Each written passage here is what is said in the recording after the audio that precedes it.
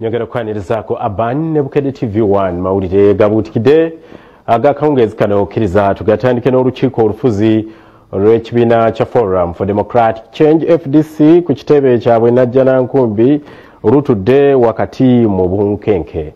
Eno nno abavubuka abakuuma ddembe oba abakuuma obutebenkevu bakubaganye nga baziyiza abatali bakiise mu ttabamiruko ono okuyingira munda mu kitebe ky'ekibiina. Mu bagwaniddwa okuyingira kwe kubadde n'omuloodi w'ekibuga Kampala Ssaalongo Erias Lukwago. Abasasi baffe babaddeyo era kabakuwe ebisingawo.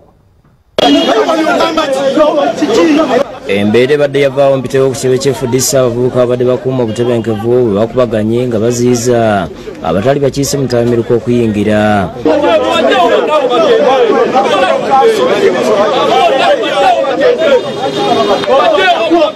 Bano abadde bakutte emiggo nga n'abamu babayiriza engoye. Poliisi ezze mu bwangu ne bakwatibwa n'okuggyibwako emiggo olw'embeera nedda mu nteeko.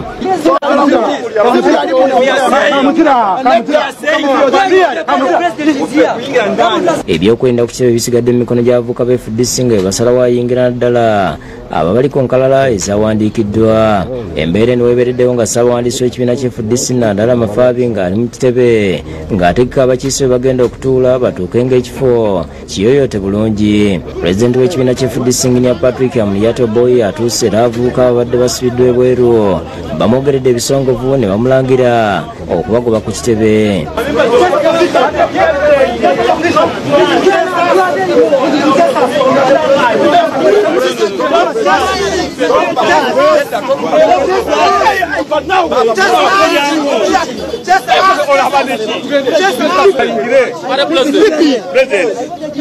What is this case about?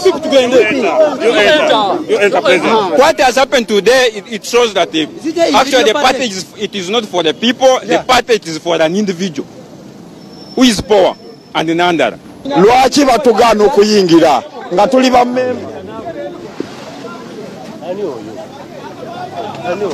Beeyongedde obungi ekiwaliza poliisi okwongera ku basirikale. Eyali omumyuka w'omwogezi w'ekibiina kya FDC Sale Peru naye atuuse ku ggeeti kyokka mmotoka ye ne bagiremesa okuyingira ne ddereeva we n'akwatibwa. Bonna teri atakimanyi kisobola kutambula. Tugezezaako okuyita mu ggeeti y'ekyemmanga ne baŋŋaana okuyingira. Ate tuzze okuyitira wano era baŋŋaanye okuyingira. Driver wange andeese baamukutte oba bamusibidde wa simanyi. Wano Loodi Meeya Alemeseddwa Erias Lukwago atuukidde nga mmotoka ye Peru tennavaawo ku mulyango era naye mmotoka ye tekkiriziddwa kuyingira.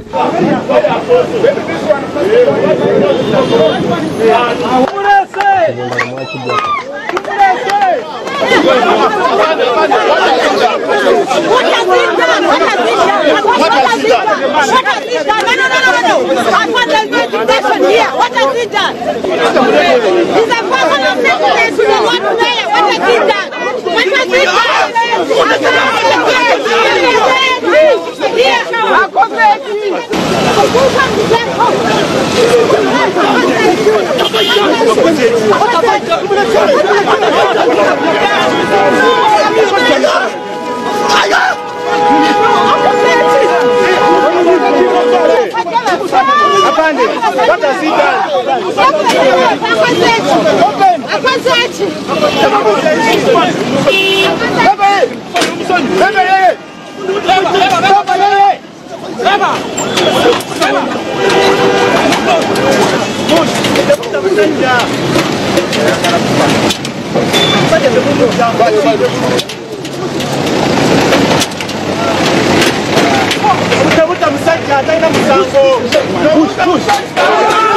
Kino kimujja mu mbeera era mu kwogerako ne bannamuyo ategeeza nti tayinza kuyingira mu kitebe nga talina mmotoka nti bamujjudde bakifeesi ng'ebyokwerinda bye bibeera mu katyabaga.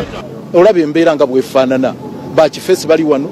Actually tulina ne credible reports. Mulimu abalina emmundu, mulimu abalina ebiso, mulimu abazze okuyiwa omusaayi. Nze sazze kuyiwa wano musaayi nazze kuteeseza kibiina kyange. Yennyamidde olw'ebigenda mu maaso mu kibiina kyabwe olw'abantu bayise ab'olubatu abaluvu nga n'olukiiko olw'okuntikko luli ku bunkenke. Ne reports ze tulina nti report bamaze ddo gikyupula bagikyusizza era ne bamemba abamu ne balizayininga n'abalala babakutte babataddeko embeera enzibu kakati eyo ekyali report ki. Kansala Dolin Nyanjula atuuse n'ayingira munda n'ategeeza nga bakifeesi bamukubye ennanga wano abakiise bamutabukidde nti ajjawo obulimba.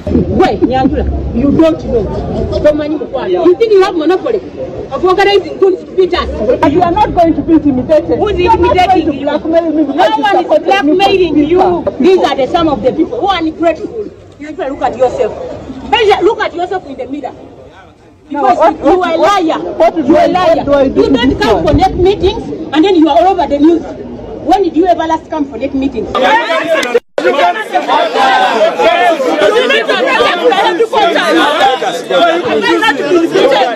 Asazeewo okunnyonnyola bannamawulire ekimutuuseeko banne ne bamulemesa n'asalawo okutuula awulirize ebigenda mu maaso. Oluvannyuma Tabamiruka atandise era ssentebe ambasada Wasobirigwa yakubiriza olukiiko asiba bannakibiina okubeera bakakkamu era bajjewo enjawukana kuba kigenda kukosa ekibiina. Make sure that our party discusses the issues without emotion, so we save our party. We agree? Oluvannyuma bannamawulire bagobyemu okuteesa kwa lipoota Mulindwa eyateekebwa akulira akakiiko akabadde kanoonyereza Dr. Frank Nabwiso. Olunaku olwaleero tulina abantu 12 betukutte tumaze okuba tubatwala mu mbuga z'amateeka ku misango kuli okweyisa mu mbeera etali ya bulijjo kye tuyita mu Luzungu public nuisance, embeera eyeeswaza nga kwotadde n'okuba nti ne bakuma omuliro mu bantu.